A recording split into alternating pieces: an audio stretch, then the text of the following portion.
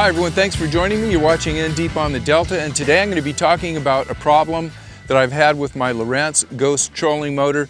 And I'll tell you, it's more of an inconvenience than it is a problem. So let me go over what the problem is, then I'm going to give you a very quick, simple solution, how to fix this problem. It's not going to cost you a nickel. You probably already got what you need in your kitchen, and it'll take you about 5 seconds to do. So here's my problem. The Lowrance Ghost trolling motor has a plastic speed adjustment knob on the side. You guys know what I'm talking about. This is the adjustment that you can go from 1 to 10 and that controls your speed. Well, when Lowrance made this dial, they made it out of a very hard plastic. So anytime it gets moist, it has moisture on it, whether it's raining, whether you're out early in the morning and you've got some dew on it, or maybe you're out in the fog, or maybe a lot of times if you're out in a place that has a lot of vegetation, you get some vegetation on your trolling motor, you pull it up, you go from spot to spot, and you get those drips of condensation or water that comes off of the vegetation that may be stuck to your motor. That knob gets slippery. So what happens for me, and I've talked to a lot of other people that this has happened to with the same problem, you put your foot on that knob and you go to change from, say, a setting from 3 to 4, you want to speed up your trolling motor, and your foot slips over the knob. You've got that knob that's rounded, you've got a flat foot, and as you're doing this, to increase or decrease the speed of your trolling motor, it slips, and you don't have a good adjustment on it. Sometimes if you put enough pressure on it, you can get it to start turning, but you'll go from like 2 to 8 instead of going 2 to 3 to 4 to 5. It jumps around.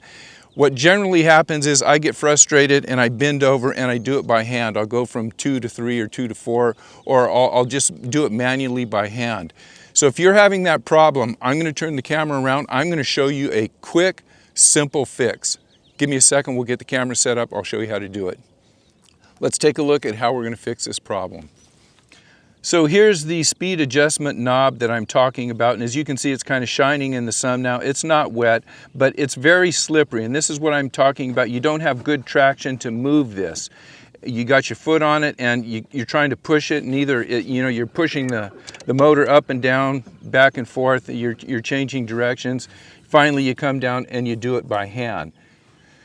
So here's the solution, a simple rubber band. This is the type of rubber band that you generally find at the supermarket. It's bundling up some asparagus or some broccoli, and all we're going to do is we're going to take this rubber band, we're going to wrap it right around the motor, just like that.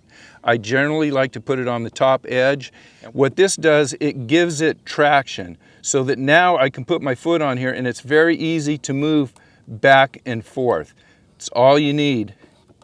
Eliminates the entire problem. If you got a couple of them, you can coat the whole motor with that, and it gives it a nice traction, and you're able to put your foot on here. It moved from 1 to 2 to 3 to 4. It doesn't jump up from 1 to 10 and throw you out of the boat. You don't have to put a whole lot of pressure on your foot and change the direction of your trolling motor.